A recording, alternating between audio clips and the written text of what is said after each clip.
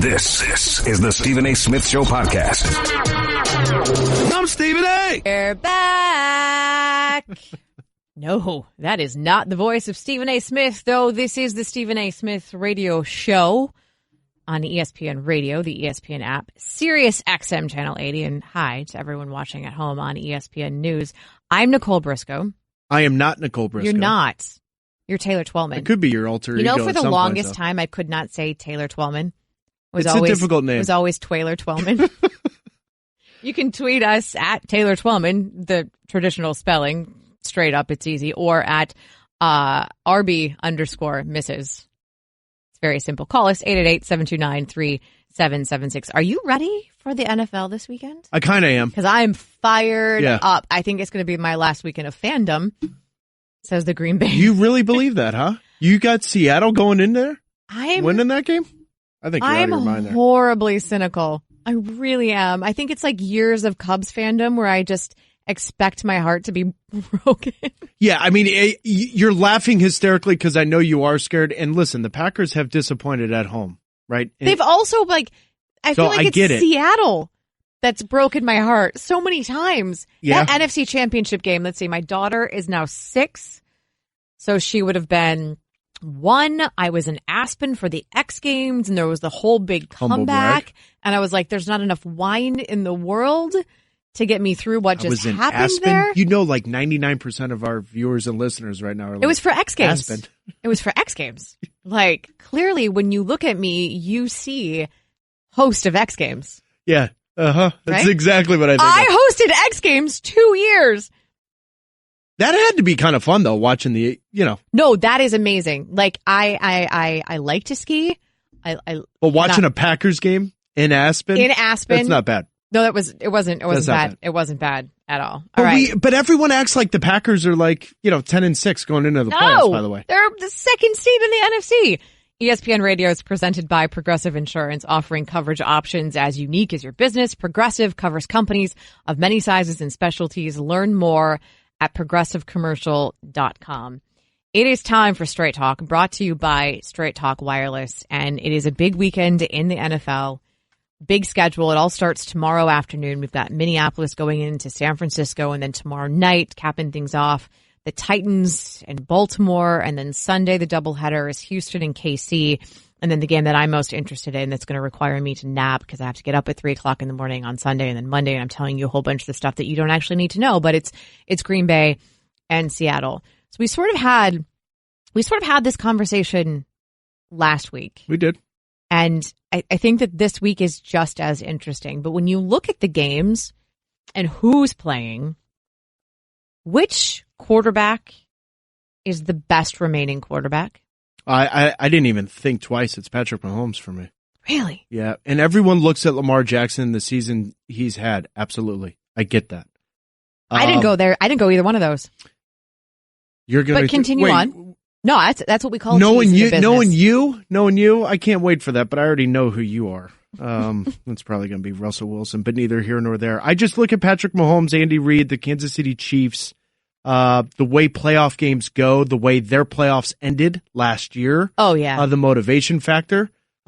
And that's a big if, I get it. But if that's you stop not the run quarterback. That's like sort of like the intangibles. So all of that to you factors into who's the best remaining quarterback? No, best remaining quarterback is Patrick Mahomes. Right now. I need to win a game tomorrow in this playoffs. I'm taking Patrick Mahomes. See, and you had me pegged. I did go with Russell Wilson.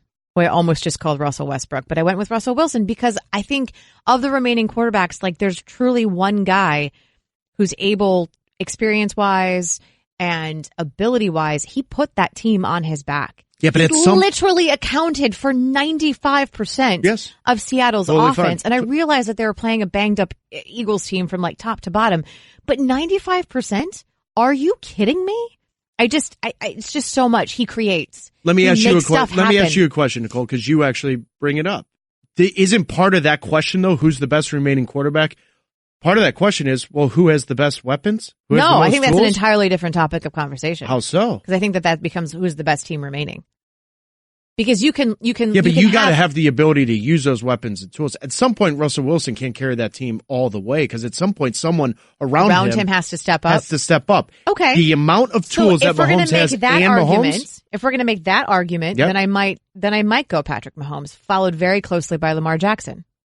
See, I just have I feel like I have a lot of faith in Russell Wilson right now. And I'm not really sure who Aaron Rodgers is at this point in his career. I'm not sure who he is at this point. Wait, he's playing in the playoffs? Yeah. Isn't that amazing? Like, when you really think about it, who's talking about it? Nobody. No one is. Because I'm not even sure, and I heard Damien Woody told us this morning on SportsCenter, like, the most important Aaron on the field Sunday night in Green Bay is not Aaron Rodgers. It's Aaron Jones. And I absolutely feel that way. Because I don't know what that offense is. I don't know if they have the ability to adjust in the middle of the game. Like, they start inevitably, like, it seems like they have a game plan going in and they're really, really good and they're really, really strong. And then, like, the other team makes adjustments and Green Bay doesn't.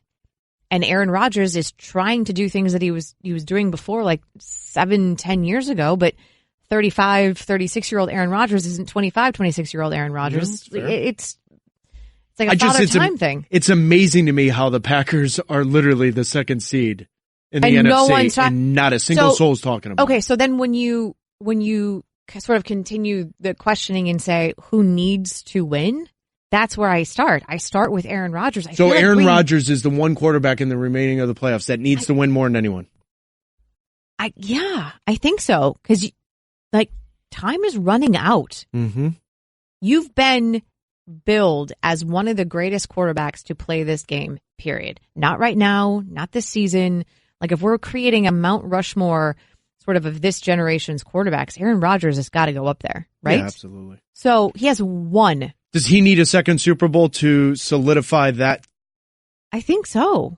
I do. Label, for lack of a better word? Because I feel like otherwise, I feel like I will look at him, and I feel like a lot of people will look at him and be like, you had so much talent, you had so much opportunity, and it was squandered. And I realize that that's not all on Aaron Rodgers. That's on an organizational thing, and there were a lot of decisions that were made along the way that maybe didn't set him up for success. McCarthy, but that's why I feel like that team, that quarterback, they need to win right here, right now. Yeah, I get it. I'm not going to really argue with your points about Aaron Rodgers. I look at Lamar Jackson, though. I don't know. That's going to take it. Lamar Jackson needs to win? Well, because you need to maximize the opportunity. You need to seize the opportunity. What I mean by that is it's going to be very difficult for the Ravens to be consistently the number one seed. Now, I may be wrong on that. They've never been the number one seed before. Okay, so that just This is the first time in franchise history. So roll with it. And go in. You've got your MVP season. You've put together arguably one of the best seasons we've seen in a long, long time in a different way, in a different manner. And you've raised this style question in the NFL. I look at Lamar Jackson saying, you know what? I need to maximize this opportunity. John Harbaugh, we need to seize the opportunity. We need to take care of home field advantage. We need to run with it. No pun intended with Lamar Jackson and Ingram. I get the Aaron Rodgers thing because time's calling. Every NFL analyst on this network is telling me time's calling on Lamar Jackson because at some point he's not going to be able to run anymore, and he's not going to be able to be this style quarterback. It's essentially his first full season as a quarterback. It's Taylor Twellman and Nicole Briscoe on the Stephen A. Smith show. I think if I feel like you're saying perhaps Lamar Jackson's a one-hit wonder. What if he is? I don't think he is. It's a great one-hit wonder year. I mean, well, there's a lot of great. I mean, Billy Ray Cyrus made one heck of a one hit. He was one heck of a one hit wonder. Was he really one hit? Yeah, I mean, Old Town Road, you kind of came back with that a little bit. You're the only person that maybe using that one. He also made Miley Cyrus. So, I mean, you can argue on the hits one there. Hit wonder. You went to a place I wasn't expecting. Truth of the matter is, I just look at the season. When you have a complete season the way Lamar, I think Aaron Rodgers is the right answer. I do. Now, naturally, you want to say Kirk Cousins because of the narrative and whatnot. But I just don't think the Vikings have that high of expectations going into San Francisco with that defense. Now, I think the Vikings can win the game. More on that later on, right? Well, no, but I think they can too. But you're asking me who needs to win more. I actually am going to agree with you. I think it's Aaron Rodgers because of that legacy question. It's like it feels bigger. Like, to me, that game and sort of what's on the line for Green Bay and Aaron Rodgers just feels bigger than a season end a game. I mean, the listeners don't care, but the truth of the matter was I was MVP of Major League Soccer. We lost in the final. You played soccer? I did. It's weird.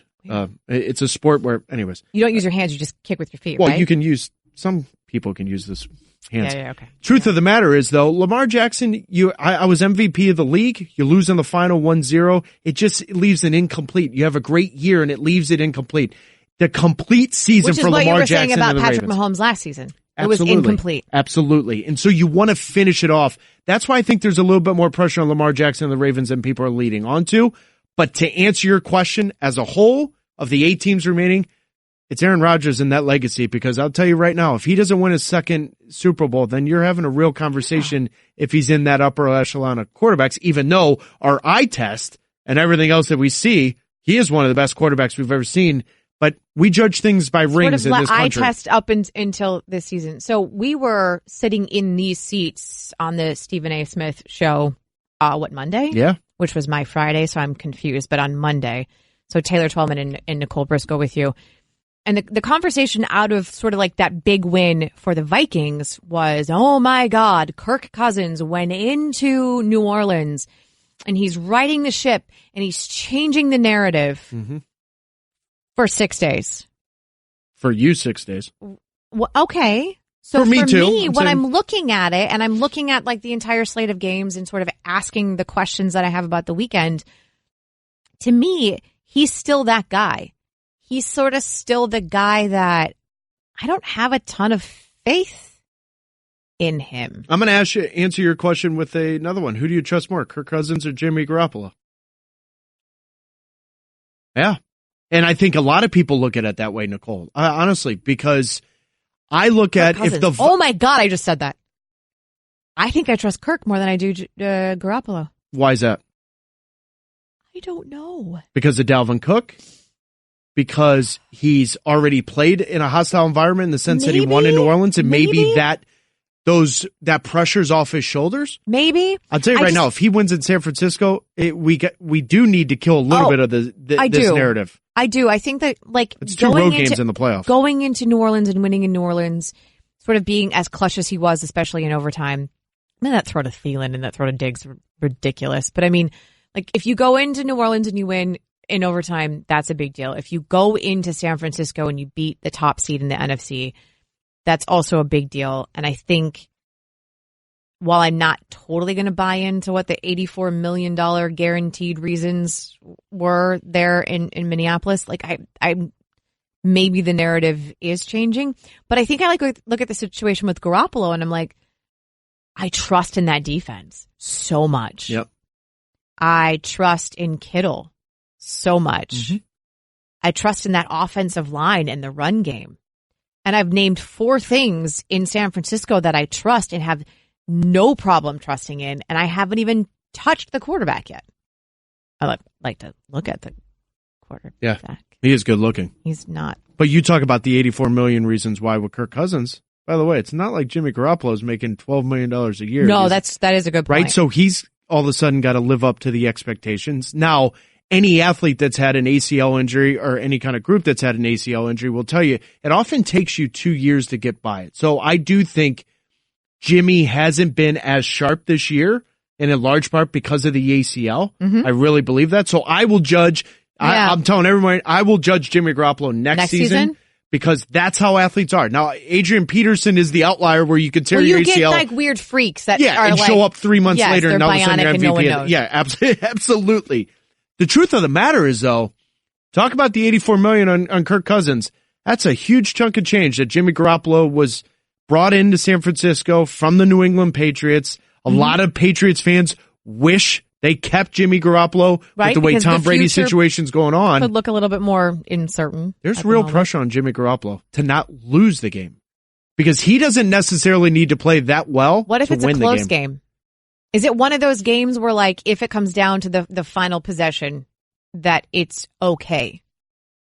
That they're the number 1 seed and it's a close game and they didn't lose in spite of, but they didn't win because of? Yeah, but if it's close, is it okay?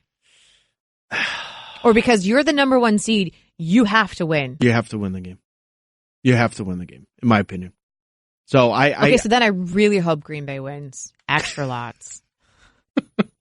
And then maybe I'll just have to be sick following weekend. Jill, you didn't hear that. Green Bay, Minnesota. Fly to Green NFC Bay. Championship game. Bundle up and You'll like take that. 5 million layers. Straight Talk Wireless, everything for less, only at Walmart. I think that there's a lot of talk, like there are a lot of injured players. It's hard in the NFL at this time of the season to not have an injury, to not feel banged up. And we heard Julian Edelman talk about it, week 15, week 16. He's like, look, you play through it, right? You do whatever you can. So now we moved beyond that and whatever. And Mark Ingram is officially questionable, but he's expected to play according to Adam Schefter. And that's a big thing for the Ravens. You've got Adam Thielen, who got the stitches this week. He is questionable as well for the Vikings officially, though the reports from Courtney Cronin are that no, he's expected to play and it's not supposed to. They'll both be on the game day roster. Yeah, I have a feeling they will too. But it leads me to this, because last week we made a big deal about J.J. Watt coming back after the torn pec muscle, right? Mm-hmm. And this week I feel like the Ingram return, for me, makes him the most important player that we're not talking about, even though I just talked about him. No, I would, because I think there's like a leadership quality, and it's a little bit like the J.J. Watt situation. Like J.J. Watt, he ended up playing in the second half, I think, a hell of a lot more than people thought he was going to. Mm-hmm. And there's like this leadership thing there, and he brings to the table experience and just that little oomph, right? Mark Ingram in New Orleans was a guy. Like you went to him for sort of like the feel of the locker room. He's also got some swag to him. He's got some There's swag. There's a chip on his shoulder that gives you something. And if you listen to him talk, he's sort of like the build-up guy. He's the guy that you want to like introduce you. He's your hype guy. Yes, he's the hype guy. Yeah. He's been doing that all seson for everyone, kind of like Randy Lamar Scott Jackson. with you on SportsCenter. Similar but different. Do need that in the mornings. But you're right though. I think he is almost as important to the Ravens as Lamar Jackson is, for that reason. And it's a mental thing as opposed to a physical thing. Yeah, it's also about you understand this because you played sports. Not well. Doesn't matter. You played sports. It's a team effort. So all 53 guys in NFL, I get all that. I still think it's Aaron Rodgers. No one's talking about Aaron Rodgers. Like, in all seriousness, we just did a bit about nobody talking about Aaron Rodgers, and then you're asking the question, the most important player that no one's talking about? Yeah, because I don't think he's the most important player on the field for Green Bay. I think Aaron Jones is. That's why I feel that way. Yeah. If Mark Ingram is at 50%, you're going to tell me he's more important than Lamar Jackson? I think for that team. Against the Titans. No. Really? It's a good debate, but I don't think he is. Lamar Jackson's the most important player on that team. I think you have to take Mark Ingram's return makes Lamar Jackson exponentially better and exponentially more effective. You just made my argument for me. But if Mark Ingram is at 50%, which if he's questionable going into this, I don't think he's going to be at 100%, and I don't think he's going to play as much as you think he is. You're telling me that's going to hurt the Ravens as much? No, I think having as Aaron him around. Rodgers not being effective and not being able to play. By the way, did you watch the Monday Night Football game? Here, Aaron, at give San the ball Francisco? to Aaron. No, I fell asleep intentionally. Yeah, exactly. My point is that if Aaron Rodgers isn't playing well, just hear Aaron run the ball. They don't have a Aaron shot. Run the ball. They don't have a shot. Hear Aaron run the ball. Let me throw it to Devontae Adams. Aaron run the ball. Aaron run the ball. Done. Game over. Moving on to the NFC Championship game. I'm going to be sick next weekend. I'm going to go to the title game, and then I'm going to go to the Super Bowl because now I've just scripted out the rest of the football And we're going to season. play this entire segment back to all the Packers fans. It's going to come back to you are the bite biggest hater. me in the buttocks. Such a cheesehead. Taylor Twellman and Nicole Briscoe with you, the Stephen A. Smith Show on ESPN Radio. It is time for some straight talk. The big wireless carriers try to wow you with big deals, but the savings are very little. With Straight Talk Wireless, you get the exact same networks as the big guys, but saving up to half the cost. So right now, you can get the unlimited plan with up to 25 gigs of high-speed data, then 2G for just $45 a month. No contract, no mystery fees, all with the nationwide coverage on America's largest and most dependable 4G LTE networks. Straight Talk Wireless only at Walmart. It's Taylor Twellman and Nicole Briscoe with you. Coming up, who looks better after another Twitter beef involving Kevin Durant. Is it Durant or the guy who actually started it? That's next. You're listening to the Stephen A. Smith Show podcast. And call us if you want to feud with us. It's Taylor Twellman and Nicole Briscoe on the Stephen A. Smith Show on ESPN Radio, the ESPN app, Sirius XM Channel 80, and on ESPN News. You can call us at 888-729-3776. Maybe you can get into an argument with us like Kevin Durant gets into an argument. I'm going to start a Twitter feud with you this weekend. You don't know when it's coming, but it's coming. I can't wait. Yeah, it's kind of fun. I don't know if I have the appropriate chip on my shoulder. Look, I'm not, you know what? I'm not even going to take sides. Look, okay, if the rock you've been under is particularly cozy, here's what you need to know. Kevin Durant has gotten into 2 Twitter beefs this week. This week alone, right? Am I losing count? Am I losing track of days? No, this week alone. This latest one was with Kendrick Perkins. Works with us now at ESPN. Spends a lot of time in the jump. He's an NBA analyst. See him on SportsCenter. And he tweeted yesterday, like about this time, in about 30 minutes, I'm going to give my opinion on SportsCenter on why I believe that Russell Westbrook is the best player to have ever put on an Oklahoma City Thunder jersey. He is Mr. Thunder. Now, this bold comment, this bold offensive comment came before Russell Westbrook and the Rockets played in Oklahoma City last night. It was Westbrook's return. Scored 34 points in his return game. Rockets lost by 21, but I digress. So this conversation begins on Twitter in which people are like, hey, what are you talking about? Like, KD played there. To which Perkins said, didn't put Durant into the conversation himself, but he was like, well, hey, Kevin left the door open and Russ walked right in. Conversation continues. And, KD lost in the second round, and so did Russ, blah, blah, blah. All right, well, now you've brought my name up too many times, and now insert Kevin Durant into the conversation, right? So he's like, yeah, our starting center, Kendrick Perkins, averaged a whopping 2 and 3 during that series, the series that they, were kicked out in the second round. You played hard, though, champ. So, and this goes on for a while. Do I need to keep reading? No, I don't Weak think at starting center, playing real minutes with no production, should have worked on your skills as much as I did, blah, blah, blah. But the final tweet from Kendrick Perkins you need to read, because it's what about 95% of sports fans. That's fine. You worked that hard, and you still go to join a 73-9 team. Truth be told, you don't even feel like a real champ. You have a hard time sleeping at night, huh? Knowing that you took the coward way out. So to me, this feels like twofold, right? 1, why is Kevin Durant still having this conversation? 2, why are we still having this "you're a coward" conversation? So where would you like to start? I don't know, because I feel like you're damned if you do, you're damned if you don't respond on Twitter, right? And I feel like for celebrities, professional athletes, movie actors, whatever you want to categorize the blue check mark and where you are, right? I feel like you never can respond because no matter what, you're going to be criticized for that, okay? Whether that's fair or unfair, that's fact.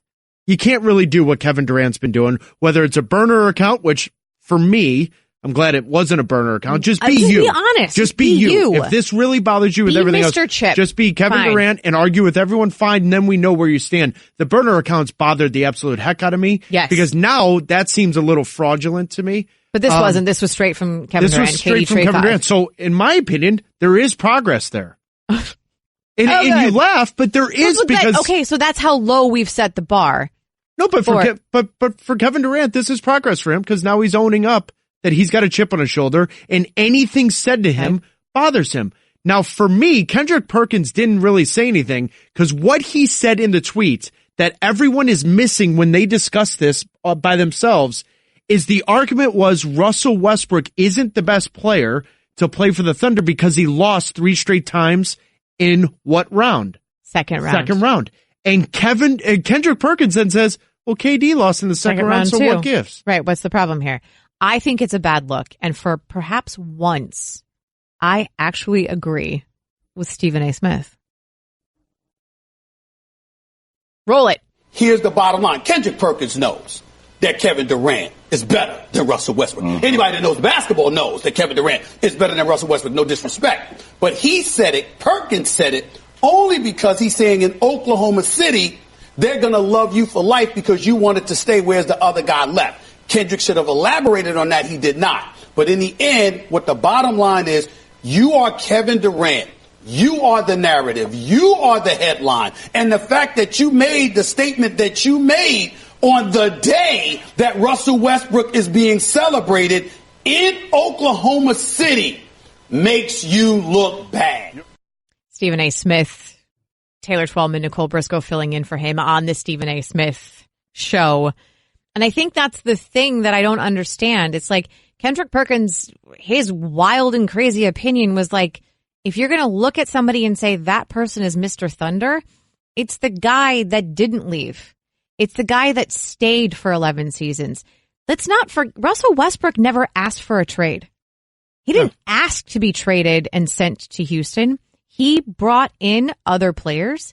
He was committed. He played 11 seasons. There's the MVP season. There's the triple-double seasons. Like, this is a guy that poured his heart and soul into an organization and gave it his all. And he's coming back to that organization, and now Kevin Durant, you're going to insert yourself into that conversation. This has nothing to do with you, no. Kevin Durant. By the way, Kendrick Perkins is going to be on the jump today at 3 o'clock Eastern. Oh, my God. I can't wait for that. Because the one thing about Kendrick Perkins, and I can care less about what numbers Kevin Durant tweeted and whatnot, you can tell he's a guy in the locker room.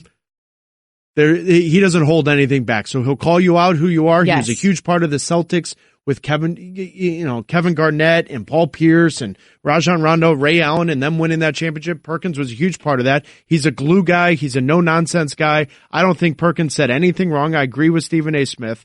My initial reaction to what you said about Kevin Durant is you asked the question, why are we still talking about this? I have no idea. But quite frankly, the only reason why we are talking about it is Kevin Durant keeps doing it.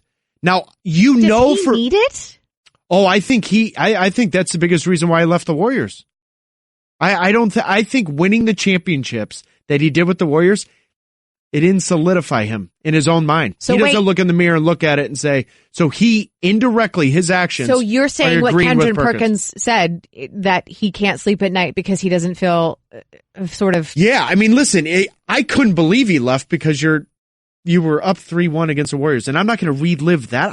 I was shocked he left, but he did. It is what it is. But now he left the Warriors. Right. That tells me, as an ex-athlete, he's still not content with the decision long ago, because the public view of him, which is obviously vital to Kevin Durant, the way people view Kevin, and listen, to a certain extent, all of us are in the same boat. We care what other people think. To an extent, yeah. To an extent. Mm-hmm. But if it defines you, and I'm telling you right now, it defines Kevin Durant. Because if he really didn't care, he wouldn't be getting into these conversations. What are we doing? Because there is a lot of baby games going on Twitter where you're just like, dude, let it go. No. And quite frankly, your former teammate didn't take a shot at you.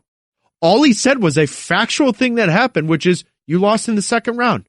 You can't change that. But to then go at Kendrick Perkins, like, are we really going to talk about right now, Kevin? What are we doing a what are we doing moment? Like, honestly, I feel like it, because you'd sit there going, what are we doing? Kevin, are you really going after Perk about what kind of player he was? Like, come on, dude. Like, we're really doing that part? We really are. We are really doing that. And we're really doing that over and over again, because it doesn't matter what is said about him.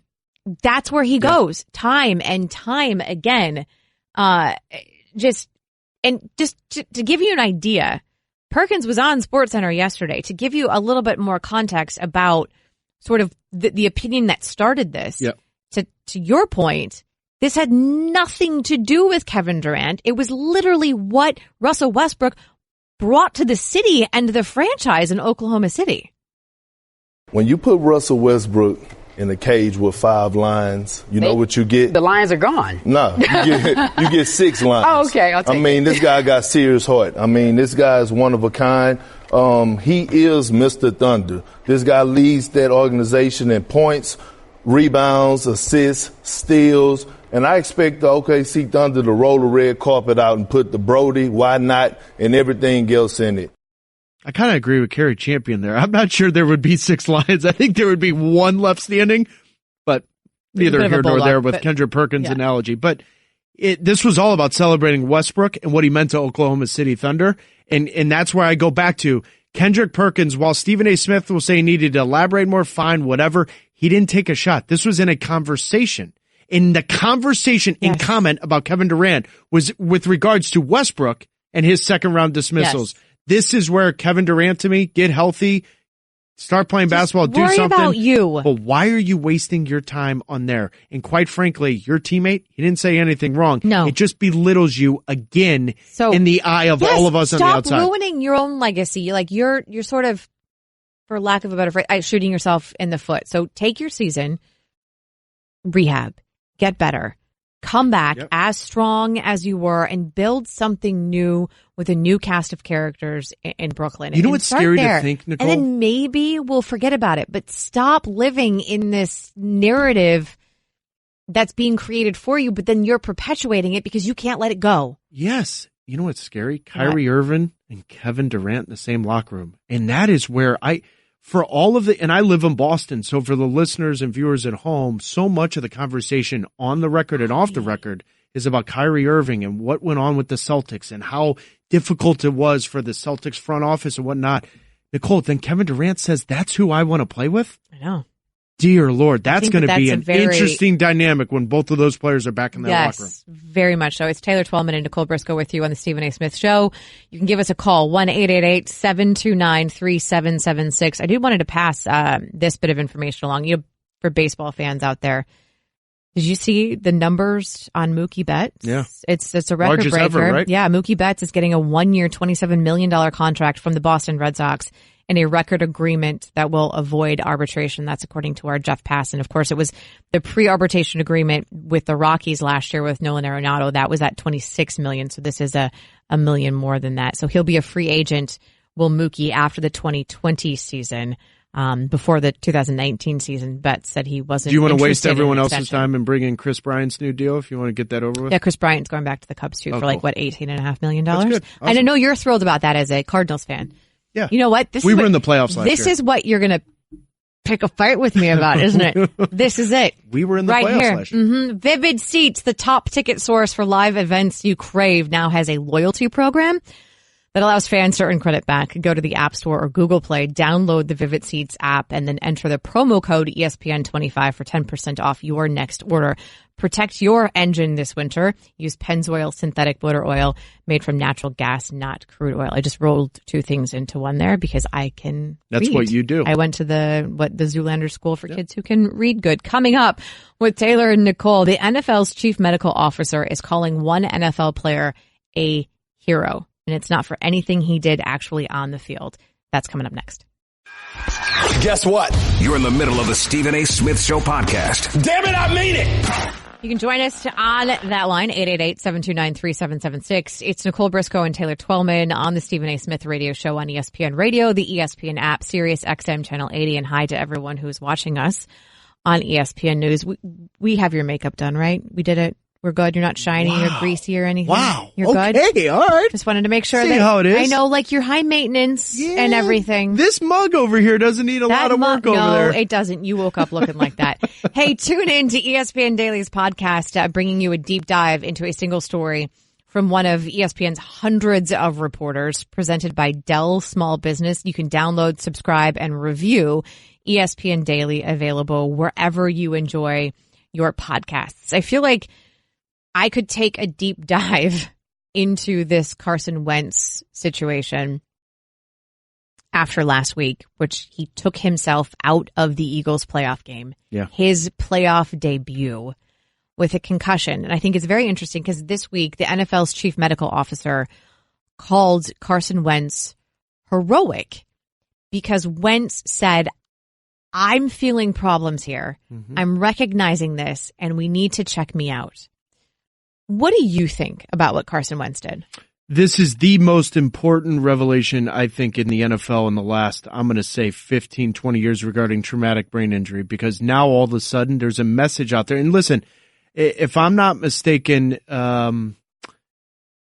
Smith did the same thing, didn't he? Alex Smith, when he was playing for the Chiefs, got a concussion, took himself out. If I'm not mistaken, he did the same thing. And then all of a sudden it went unnoticed and no one talked about it. For now, I'm going to look it up, research it after this statement, but Dr. Alan Sills to come out and say that he's heroic, this is the number one reason why. Carson Wentz got a concussion and nobody saw it. No one saw it, including the neutral brain spotter, whatever you want to call it, right? So he doesn't see it. She doesn't see it, whoever it may be that day. So now you've got an athlete in a sport where, listen, the essence of the sport is to rip your head off, no pun intended, but it's to really knock him out, hit him hard. Right. To do damage, to get him out of the game, to make sure he doesn't get any further with the play. In the magnitude of this game, and also the reason why it's heroic is that Chief Medical Officer also knows the pressure that's on Carson Wentz in his first playoff game and all of that. And he pulls himself out, which is basically the message saying to all ages, all levels, you've only got one brain and it needs to last a lifetime. Now, for the listeners and viewers at home, I run a foundation, thinktaylor.org. Last season, we had 4.2 million kids take my pledge. And the pledge is simply this: to be honest, to be educated, and to be supportive. Because there's a thing out there, it's in football and it's in all sports, that playing through an injury makes you tough. Mm-hmm. Like, I did it myself as a grown adult. I had an injury and I'm like, no, I'm just going to keep going. I'm going to be tough. And then you end up doing more damage, right? Absolutely. So there's a difference between damaging your leg and damaging your brain. Agreed, because you can't have surgery on it. And the other thing is, the reason why I created the pledge is for this example solely is you own your brain. The Philadelphia Eagles don't own that brain. The NFL doesn't own that brain. Carson Wentz and every single athlete, both male and female, the brain is yours. So my money is on, if athletes are more educated and have a better understanding of the injury, then you're going to see answers and responses like this. Now, to call him a hero or whatnot, we can have that argument later about what makes a hero, but this is a wonderful example of exactly what this is about, and bravo to Carson Wentz, because this is an example that's going to be talked about for the next 10 years. Carson Wentz is a hero by some people's definition, but is he the start of a new trend? We're going to continue this topic of conversation. Plus, we're going to talk to Bill Barnwell coming up next. It's Taylor Twellman and Nicole Briscoe on the Stephen A. Smith radio show. Bill will have all the latest and all the coaching changes, including one guy who's in Cleveland right now, and the deal just may be done. We know this because of his wife. This is the Stephen A. Smith Show podcast. I'm Stephen A. But super cute. I just got a text message. Me? Yes. Got a text message from my uncle in Montana. Now, I'm on TV 4 days a week. And he's like, I hear you on the radio. That's awesome. That's so cute. That's Hi, really Uncle cool. Bill. It's Nicole Briscoe Bill. and She's Taylor Twellman. The Stephen A. Smith Show. Well, I mean, I think I'm his niece. Yeah, he probably I already think he figured knows that by now. On ESPN Radio, the ESPN app, Sirius XM Channel 80. We're simulcast on ESPN News. So, hey, Uncle Bill, if you get home, you can turn on ESPN News, and then you can see me on this TV as well. Tweet us, hit us up, RB_misses, and then at Taylor Twellman, or just give us a call, 888-729-3776. We're going to hit up the Shell Performance Pennzoil. Wait, I just butchered that. We're going to hit up the hotline in a second because Bill Barnwell is going to join us. But first, Mood Seats, top ticket source for live events that you crave, now has a loyalty program that allows fans to earn credit back. Go to the App Store or Google Play, download the Vivid Seats app, and then enter the promo code ESPN25 for 10% off your next order. Maybe you could go and get seats to, I don't know, Browns game. Witness the Browns and their new head coach. That's a good tease. Let's bring in Bill Barnwell.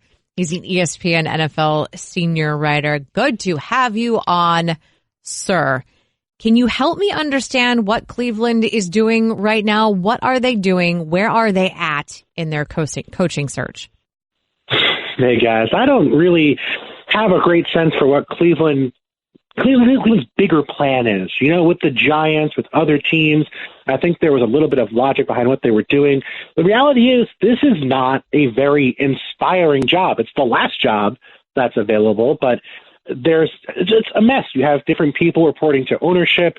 You have coaches who are going to have different levels of personnel control, perhaps based on their individual desirability to the organization. It's not like it's a plug and play. We want a head coach to do X, Y, and Z. It's more, we want some coaches to do X, some coaches to do Y, some coaches to do Z. They're going to report to different people. It's a total disaster, which is nothing new for the Cleveland Browns. Total disaster. I love it when that's described that way. But I think that's the thing. It's been a big week in the NFL sort of coaching ranks because you've got the Browns who are interviewing what they say is their final coaching prospect today in Josh McDaniels. And then the word on the ground there is McDaniels' wife is in Cleveland. And I feel like the wife being there is a little bit like what they said about Jerry Jones when Mike McCarthy spent the night at Jerry Jones' house. That was sort of like once you sleep at Jerry Jones' house, like you don't leave. We also had Matt Rule going to the Panthers. We had Joe Judge going to the Giants. From around the league right now, what is sort of like the general sense of sort of like the things that have happened right now? Who is getting sort of the best reaction across the board?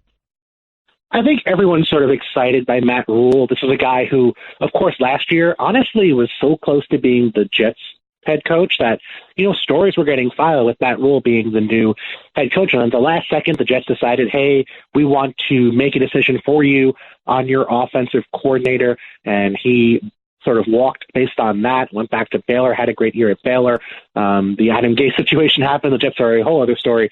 But it was a guy who I think people saw as, hey, this could be the next great college coach entering the pro ranks. And in Carolina, it's a big deal. I mean, he got a 7-year contract, I believe, for $60 million. It's a big deal for a first-time head coach. So I do think there is a lot of curiosity heading Carolina's way, but I think a lot of teams have said, hey, even teams that weren't in the coaching market who have said, hey, if we were looking for a coach, Matt Rule would have been one of the guys we went after. Bill Barnwell, ESPN NFL senior writer on the Shell Pennzoil Performance Line. Bill, we went around, we started the show with a couple interesting questions. I kind of want to get him to join it. Yeah, superlatives are good one, right? Let's go with the first one. You had to pick one quarterback in the playoffs right now. Who would you take? One quarterback in the playoffs right now to win the Super Bowl, I'm assuming here? Yeah, just like the one that you have the most faith in at this moment. Who's the best quarterback remaining? Ooh, best quarterback remaining. I mean, you kind of have to say Lamar Jackson. I mean, obviously, he was phenomenal this season. He is such a unique player, has such a variety of skills. Someone who I think is healthier after having that bye week off. Did take a big hit for the first time this season, by the way, in week 17. But that's sort of the cop-out choice, right? Like picking the MVP is sort of the presumed MVP is sort of the easy choice. Maybe I'd say Russell Wilson if I'm not going to pick Lamar Jackson, just because this is a guy who's been so great in the playoffs in recent years, who does not have much to work with on the offensive line, and just, man, he makes play after play after play. He is so unique, so valuable, and I think someone who, can you imagine the Seahawks with a league average quarterback? They would have been a 5 or 6 win team this year. That's how valuable Russell Wilson is. Yeah, well, Nicole's next to me celebrating the same answer that you gave. I said that, and you looked at me like I had grown. I still do. I'm looking at you like you got two heads as well. Yes. Bill, stay with that. Who are you more confident in, Jimmy Garoppolo or Kirk Cousins? Ooh, who am I more confident in, Jimmy Garoppolo or Kirk Cousins? I would say I am more confident in a vacuum in Kirk Cousins. But, and I think this is the tough part here, those Vikings receivers, not 100%. Stephon Diggs is not 100%. I think he's had an illness this week during practices. Yeah. Adam Thielen suffered a mysterious ankle injury during practice. Yeah, I mean, it's been total radio blackout from the Vikings camp, and sort of what happened, how it happened, which is always juicy, because when they say, if it's, hey, he was in a drill and he got crossed up with somebody, that happens. But the fact that there's been no reports on what happened and the Vikings refuse to say, that is some interesting stuff for me. It's weirdness.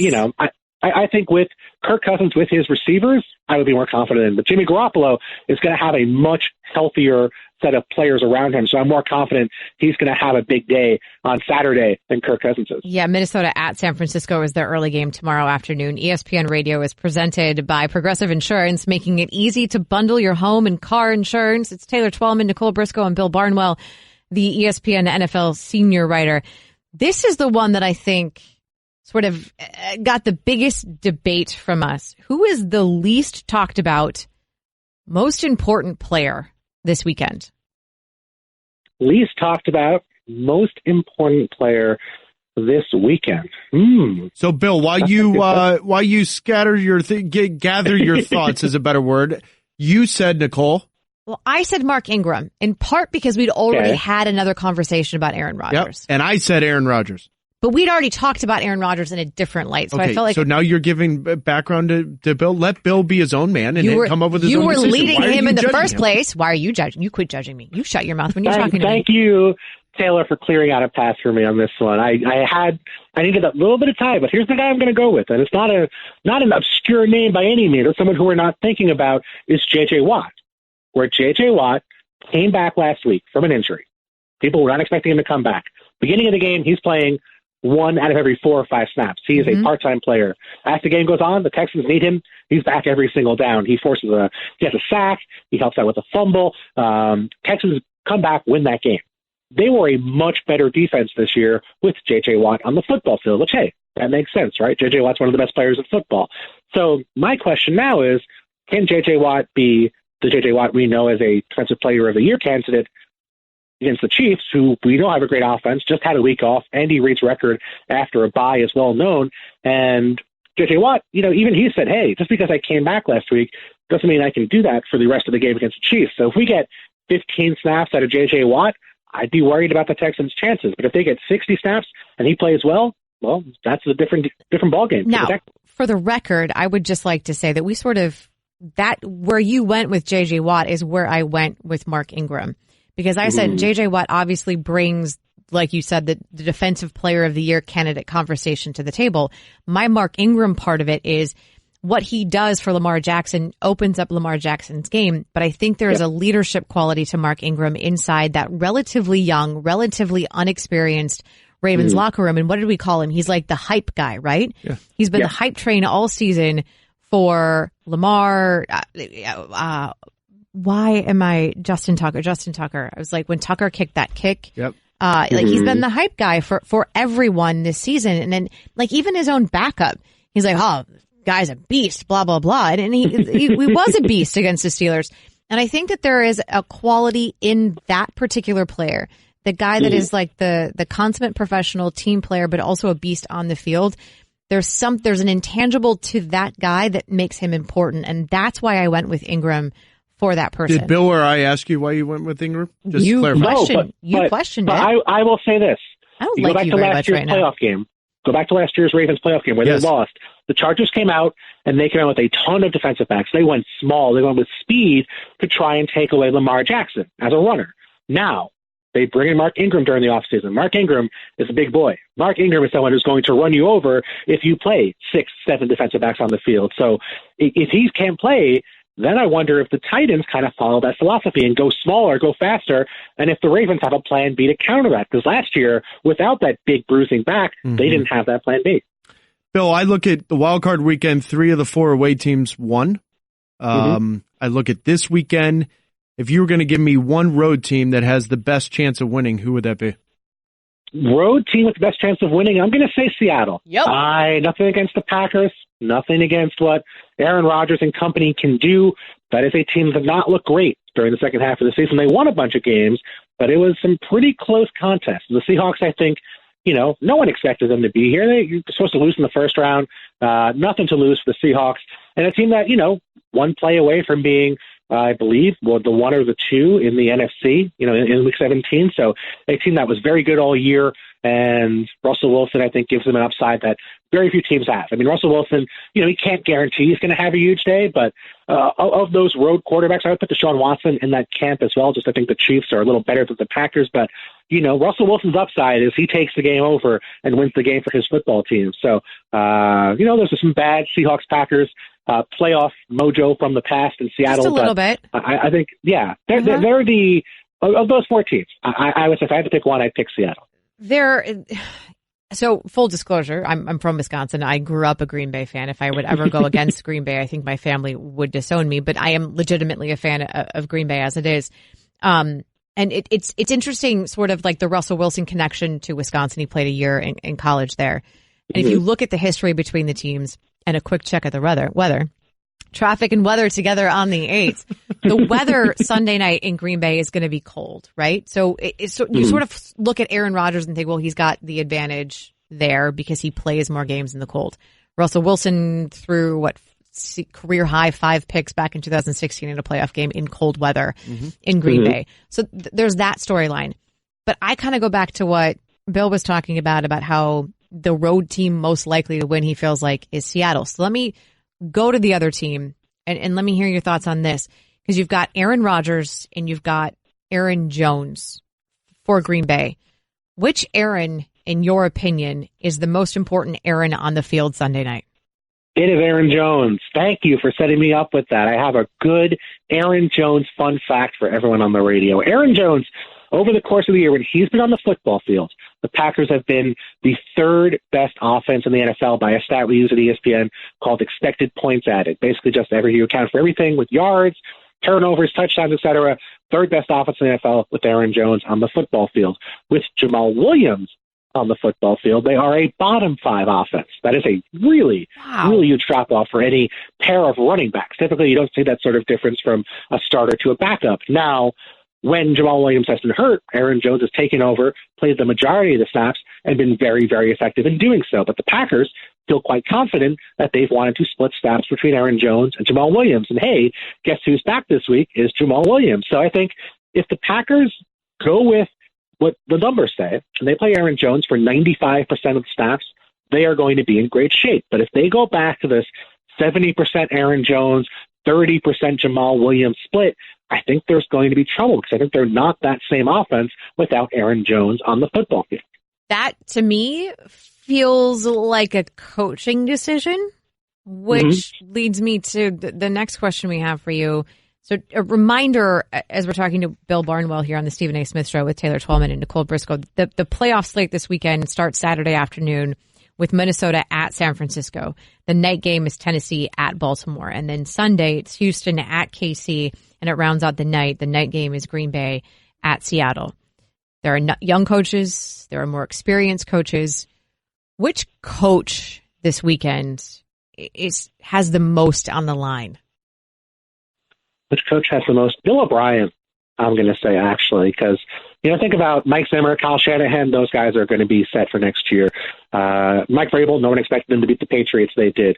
John Harbaugh, coach of the year, he's set. Andy Reid, we kind of know what Andy Reid is at this point. He's a great coach, but has that playoff, situation. If he loses, I don't think anyone's going to change their opinion. Pete Carroll is Pete Carroll. Matt LaFleur is a first-time coach. I think he has a lot to gain, but Bill O'Brien sold out his future to win this year. Traded multiple future first-round picks for Laramie Tunsil. Traded a pick for Duke Johnson. Traded a pick for Gary and Conley. Time after time, as the sort of interim GM, traded away future assets to try and build a team to win around Deshaun Watson this year and next year. So if they get bounced in embarrassing fashion by the Chiefs, I think there's going to be serious questions about Bill O'Brien's aptitude and whether the Texans need to make a change in the long term, whether it's at GM or whether it's at head coach. I don't think that's the case for any of these other guys. So I think if they're competitive and they lose a close game, I think that's one thing. But if they get blown out and some of the guys that they made moves for don't play well, I think there's going to be significant and honestly reasonable questions about the decisions Bill O'Brien made in that sort of dual role of head coach and GM. Yeah, but Bill, wouldn't you argue that those questions remain whether they win this weekend or not? Well, I think if you make that trade and you make it to a Super Bowl, you're good. Yeah, fine, fair enough. I also don't think that they're not supposed to beat Kansas City this weekend. I don't feel like they're supposed to beat them. So to me, if they're just in the game. Yeah, I feel like, Bill, hear me out on this real quick. If the way they played against Buffalo, the way this season went for the Houston Texans, I think Bill O'Brien is already questioned. That question that Nicole asked you, I think Andy Reid, because why are you labeled as this offensive genius, this quarterback guru, and yet you've never won? If you're asking me who's got the most to gain and the most to get out of these playoffs with Patrick Mahomes and this offense that they have, Bill, am I off base to think that Andy Reid has the most riding on this playoffs? I don't know. I mean, I could see why you would say that. I think that I think we have a stronger opinion already of Andy Reid. I think it's going to take more to sort of dissuade us of that opinion. Yep. I think he has to make it to the Super Bowl, or else we're going to have those conversations with Bill O'Brien. I guess it's sort of similar. I think if they make it to the AFC Championship game, they're not going to have those same sort of questions. This is a Texans team, a Texans fan base, a Texans organization that hasn't made it that far before, and absolutely, is starving.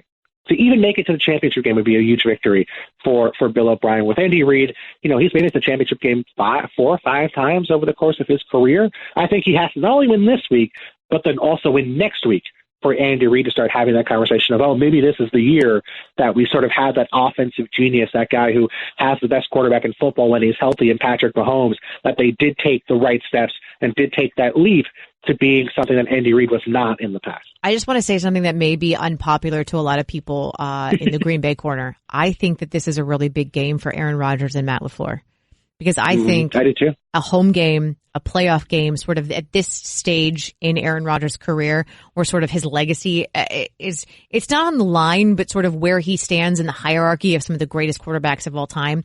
Sort of depends on what he's able to do now in the final seasons of his career. If that offense goes out and sputters and struggles, I think that this could be a defining moment in the relationship between coach and quarterback. Before we let you go, we got a couple more things I want to hit on. It's Bill Barnwell with Nicole Briscoe and Taylor Twellman on the Stephen A. Smith Show. Let's just make quick picks. Okay. Minnesota, San Francisco, Bill, who you got? I go Niners for those health reasons I mentioned. Tennessee, Baltimore. Tennessee, Baltimore. I'm going Baltimore. I just think Lamar Jackson is someone, it's too hard to train for him on a short week. And I think Tennessee's, they're going to run the ball, but I just think Baltimore's better on both sides of the football. Houston and KC. I go KC, and I go pretty big for KC. I think the Texans are benefiting from playing in a weak division. Andy Reid, I think, off a bye has been so good historically. Seattle, Green Bay? Well, I picked 3 favorites. So I got to go with one upset, right? You can't go chalk. It's no fun in that. Yeah. So I'll go Seahawks here. I'm sorry, Nicole. I don't mean to cause trouble here, but I go Seahawks.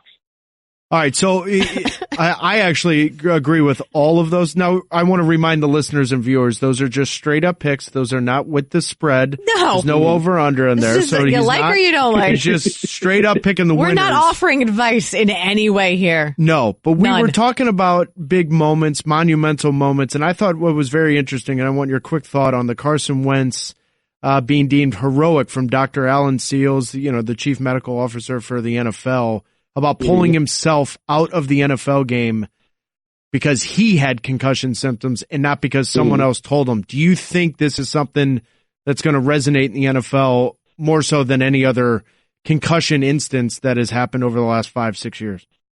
No, I hope so, Taylor. I know it's something that you had to deal with in your career as well, and something that I think, thankfully, we haven't seen any criticism for. Much criticism for from meaningful people in terms of Carson Wentz pulling himself out of that game 5 plays after he suffered that hit that seemed to cause the concussion.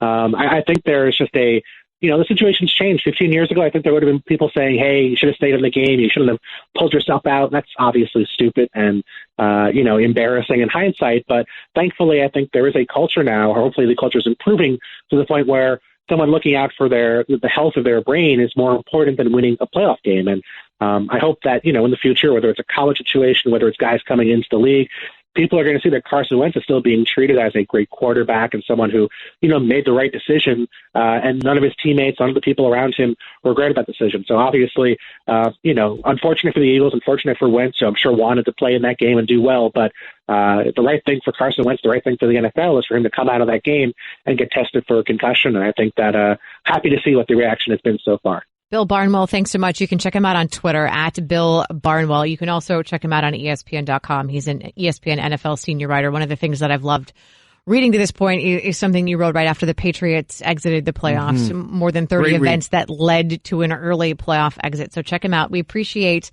the time. We'll talk to you soon. Thanks, guys. See you, Bill. It is time for some straight talk. The big wireless carriers try to wow you with big deals, but the savings are very little. With Straight Talk Wireless, you get the exact same networks as the big guys, but saving up to half the cost. So right now, you can get the unlimited plan with up to 25 gigs of high-speed data, then 2 gigs for just $45 a month. no contract, no mystery fees, all with nationwide coverage on America's largest and most dependable 4G LTE networks. Straight Talk Wireless only at Walmart. Coming up on the Stephen A. Smith Show, which is more likely, San Francisco winning Saturday because of Jimmy Garoppolo or in spite of? That's next with Taylor Twellman and Nicole Briscoe. You're listening to the Stephen A. Smith Show podcast.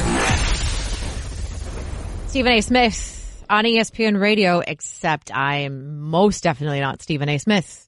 You're not either. I'm Nicole Briscoe. He's Taylor Twellman. I only hope to be. Thanks for listening on the ESPN app, Sirius XM Channel 80. We're simulcast on ESPN News, so if you're watching there, hi. Hi, Mom. You can always tweet us at RB_Mrs. and Taylor Twellman, or call us as well. I think that's what we have gotten Bucky Brooks to do, our NFL Network analyst, because it is a big weekend in the NFL with the divisional round games between Minnesota and San Francisco, Tennessee and Baltimore, Houston and Kansas City, Green Bay and Seattle. Those are the last two games. Those are on Sunday. Bucky, hey, thanks for joining us. Hey, thanks so much for having me. This is a question that we asked right before we went to break, and it's about the first game tomorrow afternoon. It's the 4:35 game between the Vikings and San Francisco. Which is the more likely scenario, that the Niners are going to beat the Vikings because of Jimmy Garoppolo, or they're going to win in spite of him? Ooh, that's a tough one. It's a tough one because it's Jimmy Garoppolo's first playoff start. I would say that the odds are more likely that they lose because of Jimmy Garoppolo. And the reason why I would say that is I believe the San Francisco 49ers are ready to rock in terms of being a Super Bowl team. They have everything that you look for from a title contender. They can run the ball at will. They have a dominant rushing attack. Defensively, they're as talented as they come, particularly down in the trenches.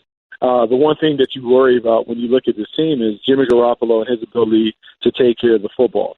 Although he has been spectacular coming down the stretch in terms of making plays, finding the weapons on the outside, Emmanuel Sanders, Deebo Samuels, he is prone to throw one or two to the other team. Now, it is all dependent upon whether the Minnesota Vikings catch those balls and they turn those into turnovers, because in the playoffs, turnovers are the biggest deciding factor. When you turn the ball over, particularly when you're the home team, like it kind of changes the energy in the stadium. And so everything that I think about when it comes to the San Francisco 49ers, they will ride or die with the way that Jimmy Garoppolo performs. The satisfying crunch of Nature Valley Crunchy bars can keep your family going, which means more outside fun for you. And with whole grain oats and real delicious honey, it's tasty too. Nature Valley Oats and Honey Crunch bars. Bucky Brooks joining us. He's the NFL Network analyst along with Nicole Briscoe and Taylor Twellman. Bucky, over the last 24 hours, and I'm staying with Jimmy Garoppolo, but now going to who he followed for many years in New England with Tom Brady. Over the last 24 hours, you wrote an interesting article on NFL.com that the Pats should basically let Tom Brady walk. Why?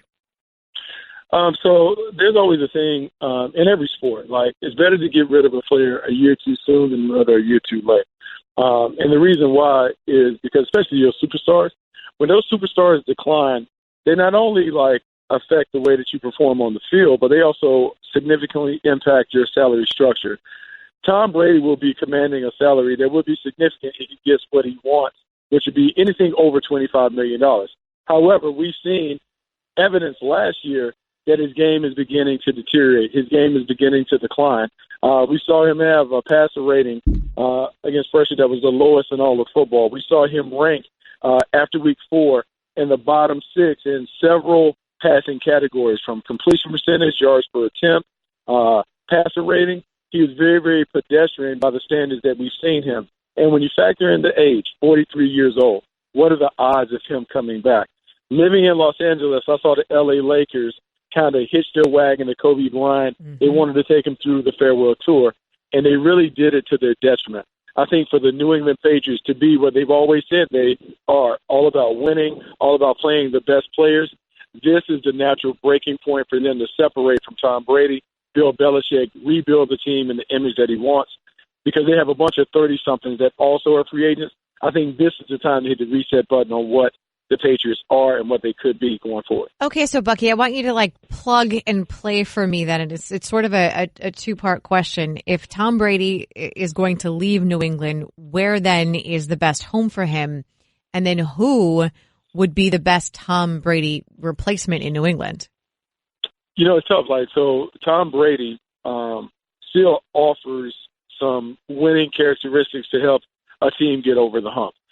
But where he is physically, he's very, very limited. Tom Brady is at his best when he's able to throw the ball inside the numbers. So if you look at the football field, anything that is in-breaking inside the numbers, he still can work that area of the field really well. Anything outside the numbers, he doesn't necessarily have the arm strength to be able to consistently push it outside. He needs to play in a quick rhythm passing game that enables him to really throw to a talented cast and make things happen. When I look at the league, I think he would be a nice fit with the Raiders going to Vegas because John Gruden has a quick rhythm passing game. I think Tom Brady would probably give him a little more toughness and a little more leadership than Derek Carr. I think that would be a natural fit. People will talk about L.A. And him coming to the Chargers, and I think trading Tom Brady or swapping him out for Phillip Rivers is basically a wash.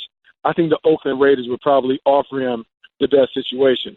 When you think about the Patriots, there's been conversation. Peter King alluded to the fact that Bill Belichick would be interested maybe in Andy Dalton. On the surface, there are a lot of people that would scoff at the notion of Andy Dalton being a guy that could replace Tom Brady, but it would serve the Patriots well in two areas. One, Andy Dalton has been a winning quarterback, and when Andy Dalton has been surrounded by talent, he won games in Cincinnati. Andy Dalton would also come at a cheaper price tag that would enable the Patriots to build up the pieces around him to allow him to succeed. Even though he's 30-plus, he's a young 30-plus. I think you can do with that. The other player that I watched, Teddy Bridgewater, he had an opportunity to play 5 games for the New Orleans Saints as a starter. He takes care of the ball. He's smart. He would fit into what the Patriots have traditionally done. I think they could win with either one of those guys at quarterback. I'm staying with the Patriots just because with all the coaching decisions. Homer. Yeah, I am a homer. I live in Boston. Plus, you know what? Bucky wrote an interesting article about 2 things regarding New England. I'm going to go to the Joe Judge hiring in New York. Now, obviously, a big talking point is why, and rightfully so, the Rooney Rule and why he gets an interview and he gets hired over others. But, Bucky, you had another take that you hope he succeeds because ultimately it's going to open up the coaching carousel, so to speak, and who gets hired and who gets looked at. Yeah, it will open up the carousel. Like you guys watch, typically everything that we hear when it comes to, hey, who's going to be the next hot coaching candidate comes from, hey, he's a great play caller, he's a great offensive mind, or hey, he's a great defensive mind. Reality, we talk about the skills that are necessary to be the leader, the head coach. Well, the one coach on staff behind the head coach that deals with everything on the team is a special teams coordinator. And the reason why is because the special teams coordinator takes offensive players, defensive players, and he puts them on the field in the kicking game. He has to convince guys who really don't want to play on special teams to not only play, but to excel in that.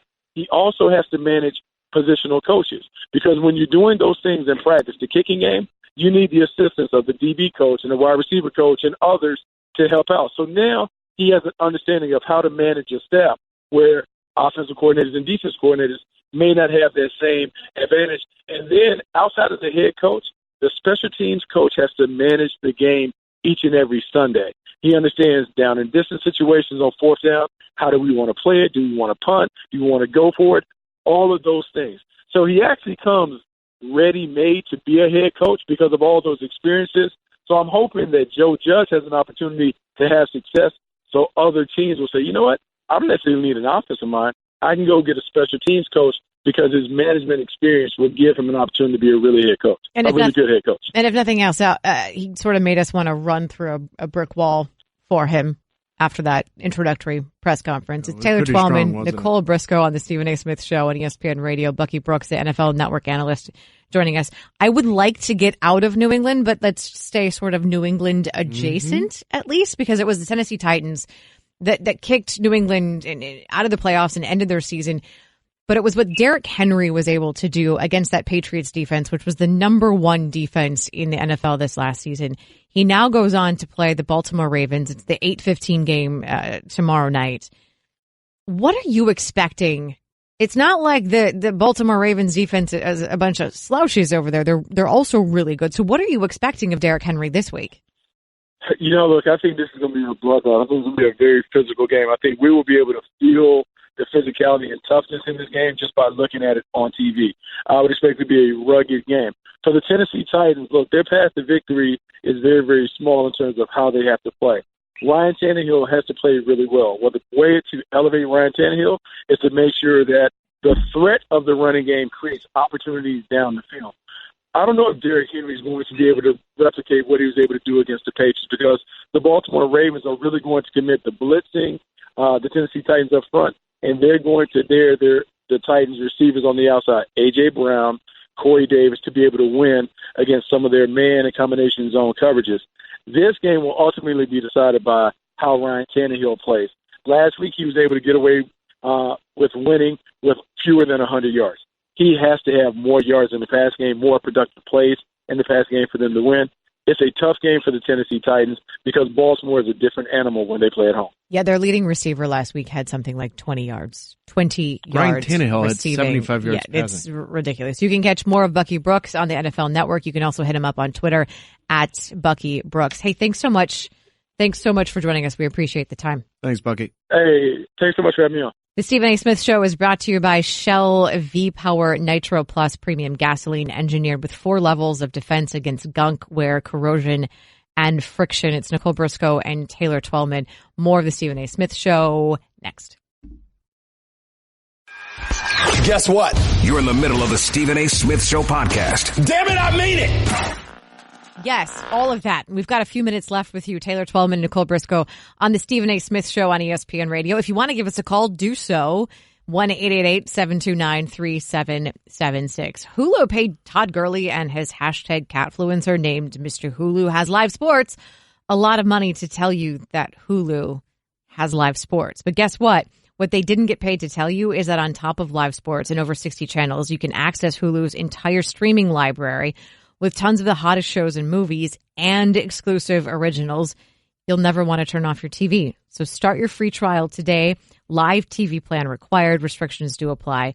Learn more at hulu.com. It's Nicole Briscoe. It's Taylor Twellman. And this morning on SportsCenter AM, you should watch it, 7 a.m. Eastern on ESPN. It's with myself and Randolph Scott. It's a great show. Some days of the week, it's other people. But you get the point. But we were talking about some of the changes in college football. And Mike Leach is the new head coach at Mississippi State. And Mike Leach is one of those people that does not disappoint. No. Just shove a microphone in this man's face. You don't really even need to shove the microphone in his face. Just anywhere. Turn it on. Right. Just anywhere in his vicinity. And he's going to tell you something like cotton candy is rubbish. Or no, it was candy corn. Yeah. Candy corn is rubbish. Cotton candy. No, it's candy Not going to corn. worry about my obituary because I'm going to be dead when I'm 100 anyway. Great. You're not wrong. If you live too hard, you're probably going to be dead before 100 anyway. Well, the whole point of my shenanigans here is the fact that he had his first press conference. Really good. And I'm not sure what we expected, but I'm pretty sure he didn't disappoint. In fact, he already took a shot at Lane Kiffin. So, because let's remind everyone, Ole Miss, Lane Kiffin, Mississippi State, Mike Leach. And in the press conference, his shot was as followed. I like Lane. I know you're not supposed to like anything from Ole Miss, but I like playing against crummy coaches more than I do good coaches. The Egg Bowl, by the way, is Thanksgiving weekend. It's November the 26th, 2020. Let me just pull up a chair. The SEC just got better, Nicole. Isn't that amazing? And more exciting, a little bit more flavored to it. But just look at one half of the SEC, right? Yeah. You've got Saban, Orgeron, Kiffin, Leach. Yeah, I mean, you don't. Who am I missing? You don't need to. I don't know who if I'm missing anyone off the top of my head. Does it really matter? No, it doesn't matter because you could just keep me entertained just with the press conferences right there. But the good point to this is Mississippi State and Ole Miss just became headliners in the SEC where, quite frankly, they haven't been. They haven't been for a while. So I love the hire of Leach then to combat Lane Kiffin. And then for us as neutrals, I absolutely love it because it's entertainment. And we need We need more of this. And I know sometimes in sports and we say, no, you need to be humble and all this. I need to be entertained. Entertain me now. All right, entertain me now with this because we have a big weekend ahead in the divisional round of the NFL playoffs. We've got 4 games. Let's start with the Saturday early game. It's Minnesota at San Francisco. Who you got? I love Minnesota +7. I'm going to give you the Vegas picks that I'm giving you right now. I like Minnesota +7. Potentially. May or may not be. Niners. I'm not going to give you any betting shenanigans. Yeah, you don't want that. You're going outright winners. Tennessee at Baltimore. I got the Ravens. Yeah, I love Tennessee plus the 9.5 points right now. Houston at KC. Give me KC giving 10. I don't even know what that means. KC is giving Houston 10. Houston gets 10 points, and I still like Kansas City. They might give them 20, and I still like KC. Yeah, I love by KC. That logic. And the last one, the one that I'm going to be watching most closely because I'm a cheesehead, Green Bay at Seattle. Sorry, other way around. Seattle at Green Bay. Well, whatever. No, it does matter. Future boat. Yep, Green Bay. I love Green Bay. -4.5. I like Green Bay. Sorry, Mom and Dad and everyone in my family, but I think it's going to be Seattle, and I think we're going to be heartbroken once again. It's Taylor Swift. Taylor Swift. Taylor Swift.